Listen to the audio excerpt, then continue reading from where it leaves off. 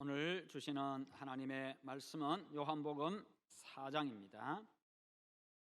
요한복음 4장입니다. 신약성경 147페이지입니다. 요한복음 4장 1절부터 30절까지 보겠습니다.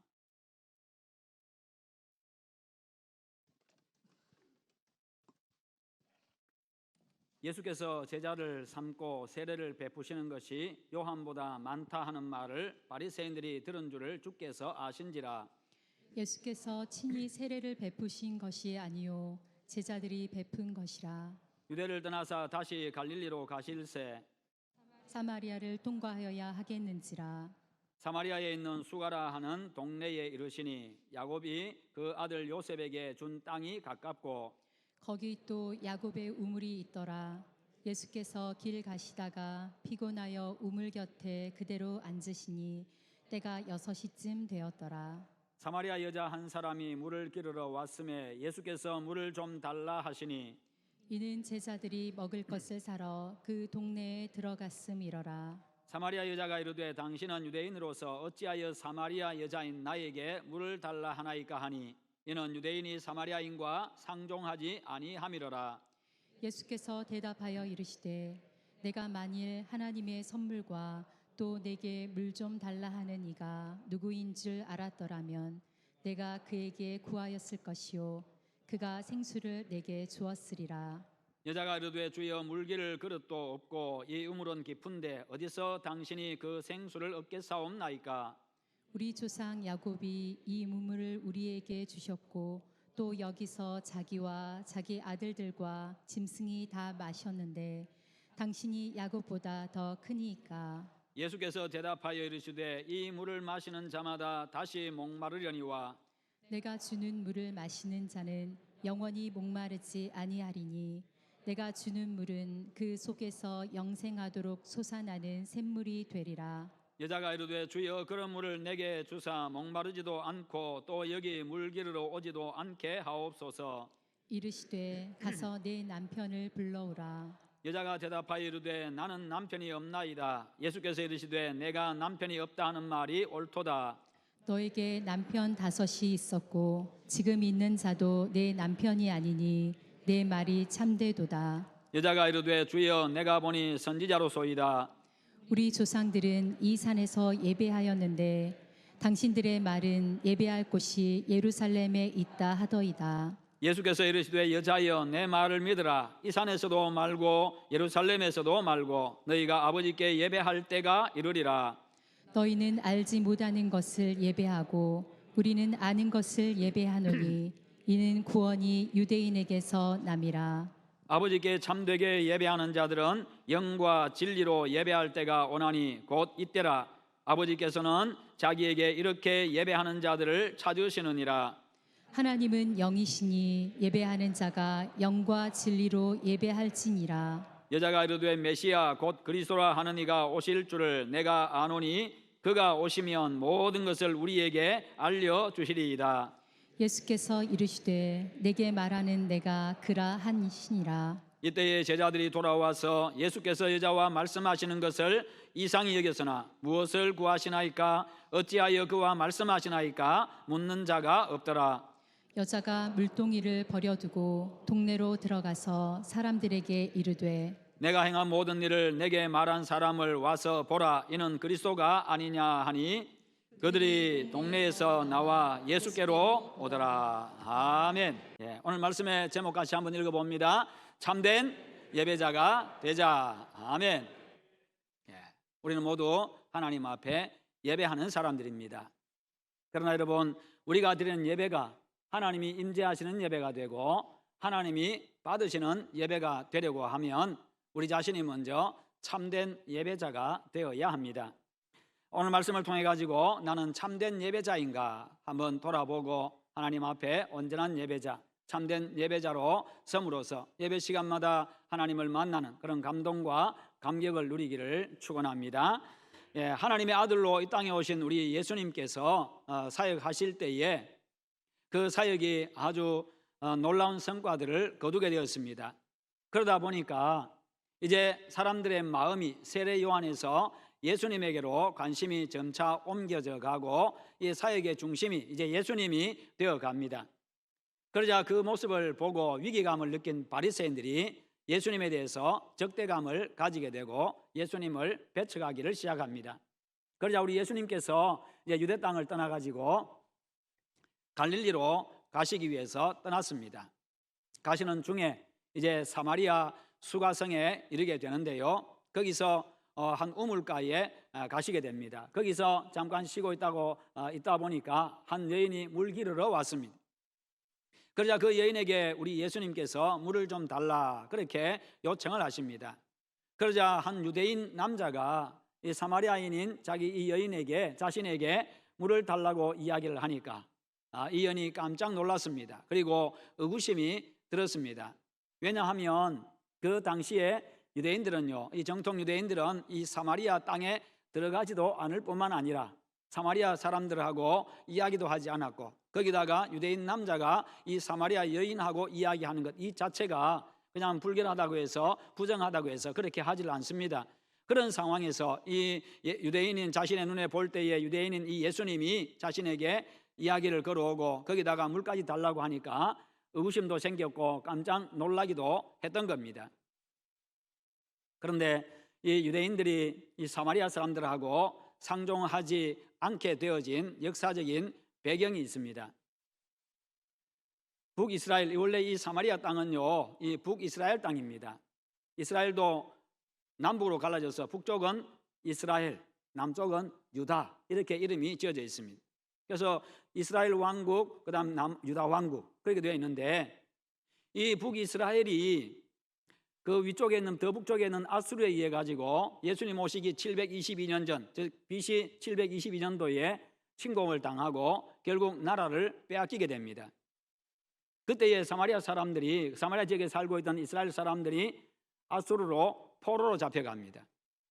그렇게 하면서 이 아수르가 인구 혼합 정책을 펼쳤는데 아수르 사람들을 사마리아 땅에다가 옮겨가지고 거기서 함께 살도록 그렇게 했습니다. 그러다 보니까 자연스럽게 서로 결혼도 하게 되어지고 피가 섞이게 되었습니다. 혼혈인들이 살게 되어지게 된 겁니다. 거기다가 융화 정책을 펼쳤습니다. 식민지 사람들하고 융화되도록 하기 위해 가지고 식민지 사람들이 섬기는 그 여호와 신앙, 그러니까 이스라엘 사람들이 섬기는 그 여호와 신앙과 그리고 자기 자신들이 아수리에서 섬기던 그 신, 그 우상을 가지고 와서 이 두 가지를 섞어버렸습니다. 그래서 그들 중에서 어떤 사람들은 또 하나님도 섬기고 자신들이 섬기는 그 우상도 섬기고 그렇게 하면서 자연스럽게 이 두 종교가 합해져 가지고요 이상한 혼합 종교가 되어진 겁니다.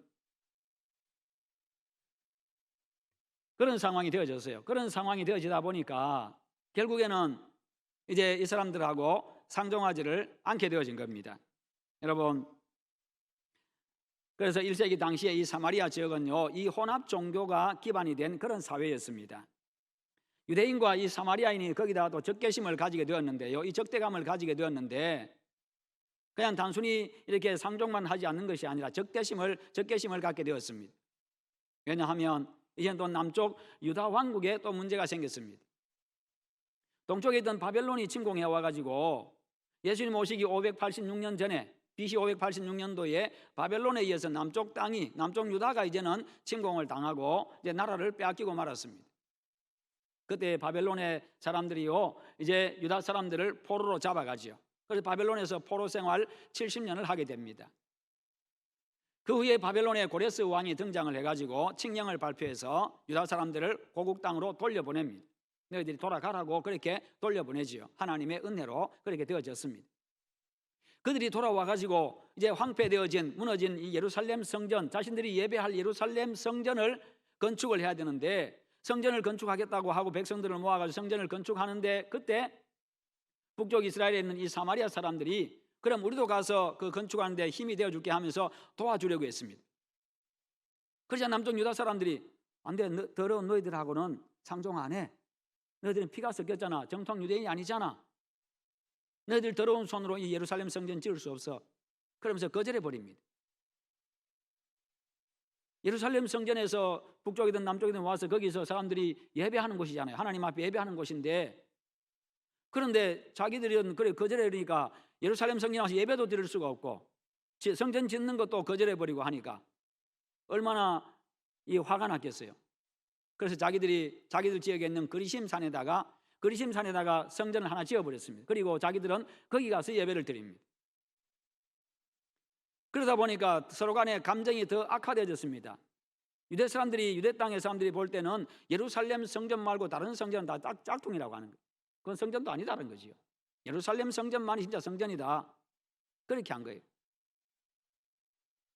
그러다가 BC 129년도에 유대 지도자 요한 힐카누스에 의해 가지고 힐카누스가요 그리심산에 가가지고 성전을 허물어 버렸습니다. 그렇게 하다 보니까 이제 두 나라 굉장히 이제는 아주 무력 충돌하기까지 갈 만큼 그렇게 아주 험악한 그런 상황이 되고 맙니다. 자, 이런 상황이에요. 이런 상황이다 보니까 이것이 나중에 계속 흘러와 가지고 신약 시대 예수님 당시에 와 가지고도 여전히 이 사마리아 사람들하고 이 남쪽 유다 사람들하고는요 이 상종도 하지 않을 뿐만 아니라 여전히 적개심을 가지고 있고 그때까지 계속 영향을 미쳐 온 거예요.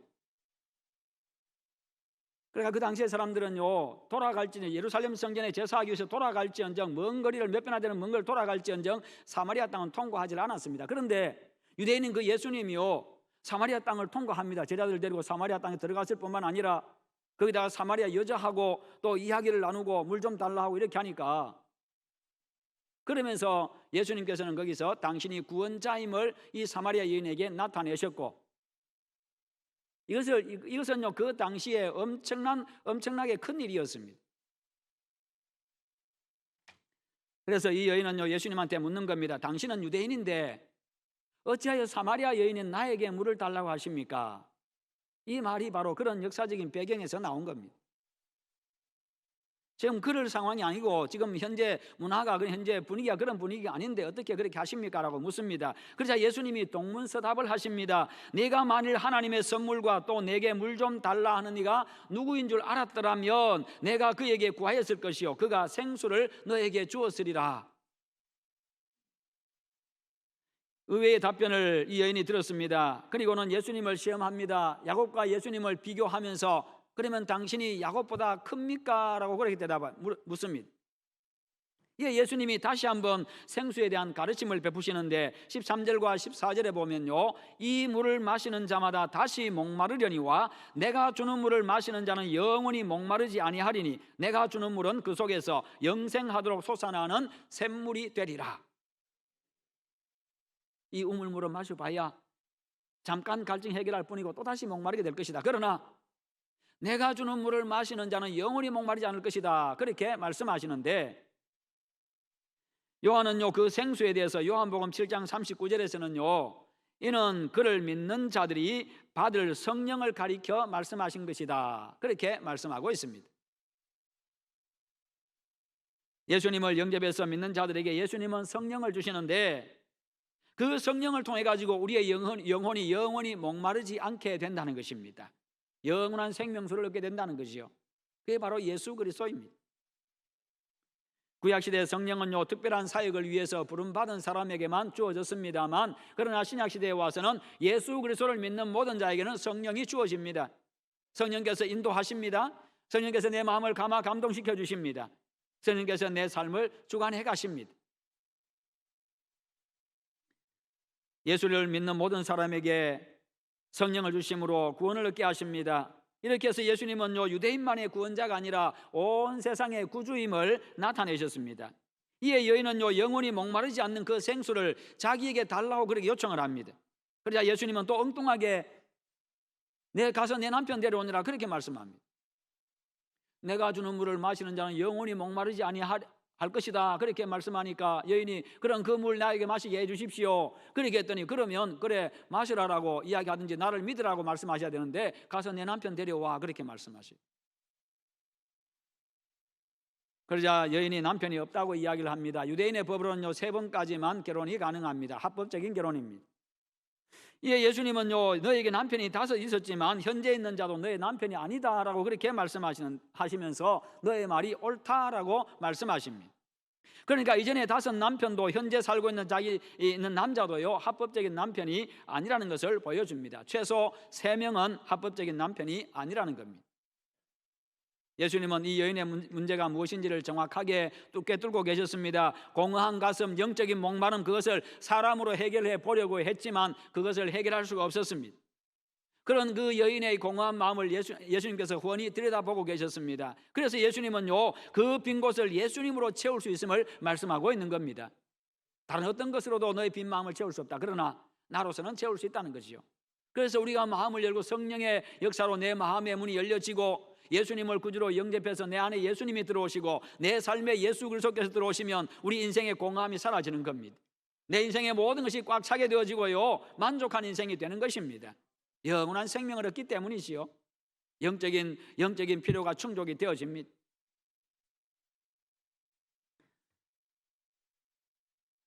이제 여인은요 예배에 대한 또 질문을 합니다. 20절에 보면 우리 조상들은 이 산에서 예배했는데 당신들의 말은 예배할 곳이 예루살렘에 있다 하더이다. 우리 조상들은 그리심 산에 지었던 그 성전에서 예배했는데 우리도 그곳에서 예배하는데 당신들의 말은 예배할 곳이 예루살렘에 있다 하더이다. 그러니까 우리는 이곳에서 예배하고 당신들은 예루살렘 성전에서 예배하는데 그래도 되느냐 그 말이죠. 그러면 어느 게 진짜 예배고 어느 게 진짜 성전이냐 그렇게 지금 질문하고 있는 겁니다. 이 문제가 해결이 안 되어진 거예요. 여전히 지금 유대인들하고 정통 유대인들하고 이 사마리아 사람들하고는 적개심을 가지고 있고 서로 인정하지 않는 가운데 있고 상종하지 않는 가운데 있습니다. 사마리아 사람들 혼혈인이다, 배교자다, 더러운 인간들이다 그렇게 하면서요 가까이 하질 않습니다. 앞에서 말씀드린 역사적인 배경 때문에요 당시에 유대인과 사마리아인 사이에는 정통 유대인들이 세운 이 예루살렘 성전하고 사마리아 사람들이 세운 그리심산에 있는 이 성전 중에 어느 성전이 참된 성전인가 그 문제 때문에 논쟁을 벌이고 있었기 때문이지요. 여전히 그 논쟁 가운데 있었습니다. 그래서 이 여인이 그와 같은 질문한 겁니다. 그녀의 질문에 예수님 이제 더 이상 그런 논쟁이 의미가 없다고 말씀하시면서 21절부터 24절에서 이렇게 말씀합니다. 21절부터 24절까지 우리 같이 한번 읽어보겠습니다. 여자여 내 말을 믿으라. 이 산에서도 말고 예루살렘에서도 말고 너희가 아버지께 예배할 때가 이르리라. 너희는 알지 못하는 것을 예배하고 우리는 아는 것을 예배하노니 이는 구원이 유대인에게서 남이라. 아버지께 참되게 예배하는 자들은 영과 진리로 예배할 때가 오나니 곧 이때라. 아버지께서는 자기에게 이렇게 예배하는 자들을 찾으시느니라. 하나님은 영이시니 예배하는 자가 영과 진리로 예배할지니라. 아멘. 왜 더 이상 예배 장소에 대해서 논쟁이 필요 없다고 말씀하십니까? 성전의 실체인 당신이 오셨기 때문에, 성전의 실체요 참 성전인 예수님이 오셨기 때문입니다. 그러니까 어느 장소에서 예배드리냐 이게 문제가 아니라는 거예요. 그리심산에서 할 수 있고 예루살렘 성전에서 할 수 있고 중요한 것은 그곳에 참 성전이신 예수님이 계시느냐, 너희가 예수 안에 있느냐, 진정한 믿음을 가지고 예배하느냐, 네가 참 예배자냐, 이게 중요하다는 겁니다.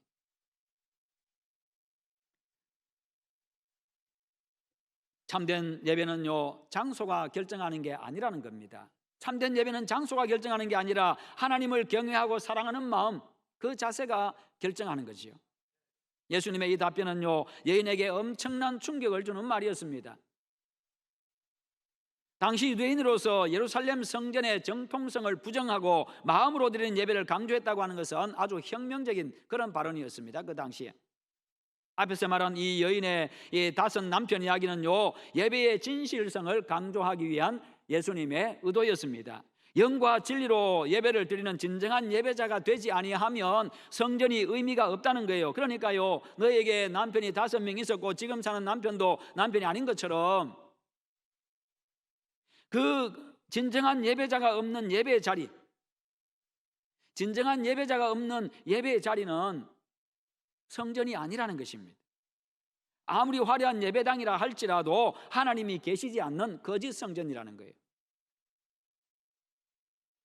사람이나 장소가 아니라 성령으로 거듭난 영과 진리로 예배드리는 진정한 예배자가 되어서 하나님을 만날 때 만족할 수 있다는 것이요.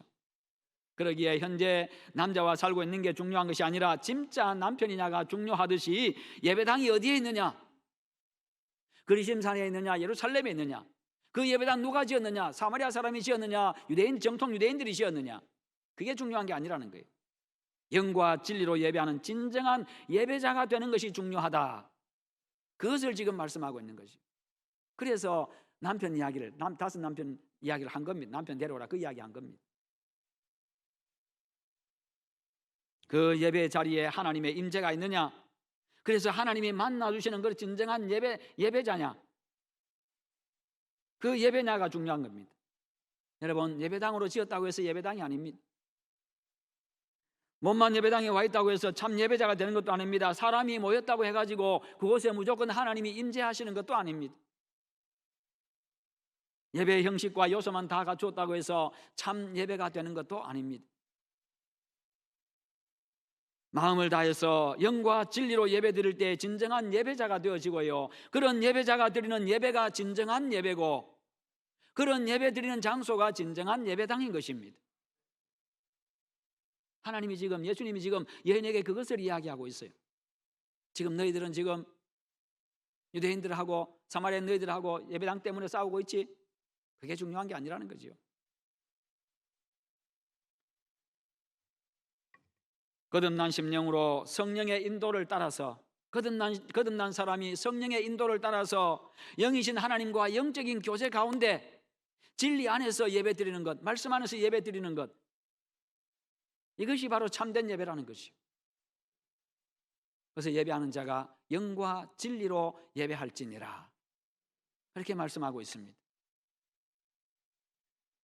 여러분이 진정한 예배자가 되므로 하나님의 임재가 있는 여러분의 가슴이 되고, 여러분의 삶의 자리가 되고, 여러분의 가정과 우리 이곳이 이 예배의 처소가 되기를 축원합니다. 여러분이 참된 예배자가 되는데 방해되는 것은 무엇입니까? 여러분이 온전한 예배자가 되기 위해서 정복해야 될 그 산지는 무엇입니까? 아직도 여러분이 온전한 예배자가 되는데 아직 미처 정복하지 못한 그 산지, 그것은 무엇입니까? 그것이 무엇인지 올 한 해 정복해서 여러분 참된 예배자로 설 수 있기를 축원합니다. 그래서 예배를 드릴 때마다 하나님의 임재를 경험하십시오. 그래서 예배를 통해서 영적, 정신적, 육체적, 경제적, 사회적 그 모든 복을 다 누리시기를 축원합니다. 대답을 들은 여인은요, 이제 오실 구원자에 대한 자신의 관심을 이어가고 있는데요, 25절에 보면 메시아 곧 그리스도라는 이가 오실 줄을 내가 아노니 그가 오시면 모든 것을 우리에게 알려주시리이다. 구원자가 오실 것이라는 건 나도 알고 있습니다. 그런데 구원자가 오시면 자신이 구원자임을 다 알려주실 겁니다. 그렇게 예수님한테 이야기합니다. 그러자 예수님이 말씀하십니다. 내가 바로 그다라고 이야기하시오. 내가 바로 그 구원자다.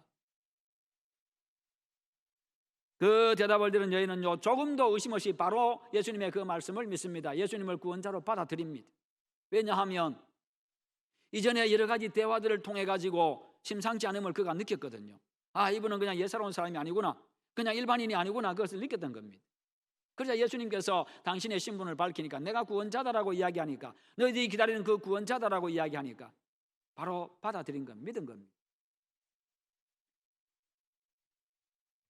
이렇게 해서 사마리아 땅에 하나님의 구원이 임했습니다. 그 당시 유대인들은요, 자기들만 정통 유대인들만 하나님의 택함을 받았고 구원받은 자라고 그렇게 생각을 했는데, 그래서 자신들 외에 모든 나라 사람들은 이방인으로 취급하고요, 그냥 개처럼 취급하고 그렇게 했습니다. 거기다가 원래 자기 동족이었는데 아수르 사람들하고 이 사람들하고 피가 섞이다 보니까 배교자라고 더러운 인간이라고 하면서 그들을 아예 상종도 하지 아니하고 적개심을 가졌습니다. 그런데 바로 그런 땅에, 유대인들이 발도 들여놓지 않는 그런 땅, 유대인들이 상종도 하지 않는 그런 땅에 예수님이 가셔가지고 그에게 예수님이 당신이 구원자임을 나타내 주셨고 그가 예수님을 영접하게 되어졌고요, 하나님의 구원이 바로 그 사마리아 땅에 임한 것입니다. 여러분, 이것이 갈릴리로 가시는 예수님께서요, 사마리아 땅을 통과하신 이유입니다. 사마리아에서 그 사마리아 수가성에 가서 그 여인을, 물기로 온 여인을 만나고자 했던 그 예수님의 목적이었습니다. 여러분 3장에서 니고데모와 예수님과 만남을 통해 가지고 하나님의 아들 예수 그리스도로 말미암아 도래한 하나님의 나라에 들어가기 위해서는 물과 성령으로 거듭나야 하나님 나라에 들어갈 수 있다라고 그렇게 말씀하셨습니다. 그리고 오늘 본문 사마리아 여인과의 만남을 통해 가지고는요, 이 하나님의 구원 역사는 지역이나 혈통을 넘어 가지고 예수를 구원자로 믿느냐 믿지 않느냐 바로 여기에 달려 있다는 것을 보여주신 겁니다. 예수 믿으면 구원받고 그렇지 않으면 구원 못 받는다는 거죠. 이제 하나님의 구원은 구원자 예수님을 만난 이 한 여인을 통해 가지고요, 유대 땅을 벗어나서 사마리아를 거쳐서 온 세계로 확장될 하나님의 구원 역사와 하나님 나라의 확장성을 보여주고 있습니다. 예수님은 바로 모든 사람을 위해서, 모든 사람을 구원하기 위해서 오셨다는 것을 나타낸 것인 겁니다. 유대인만의 하나님이 아니라 누구든지 주의 이름을 부르는 자는 구원을 받으리라. 이게 바로 예수님이 오신 목적입니다. 여러분 모두 먼저 하나님 앞에 영과 진리로 드리는 진정한 예배자가 되시기를 축원합니다. 예배 속에서 예수님을 통한 구원의 은혜를 베푸신 하나님을 만나는 그런 체험을 가지고, 그리고 그 은혜를 가지고 또 세상으로 나가시기를 바랍니다. 그래서 예수 그리스도를 통한 하나님의 이 구원의 복음을 세상에 전함으로, 이 여인처럼 그렇게 전함으로써 세상을 살리는 그런 여러분 되시기를 축원합니다.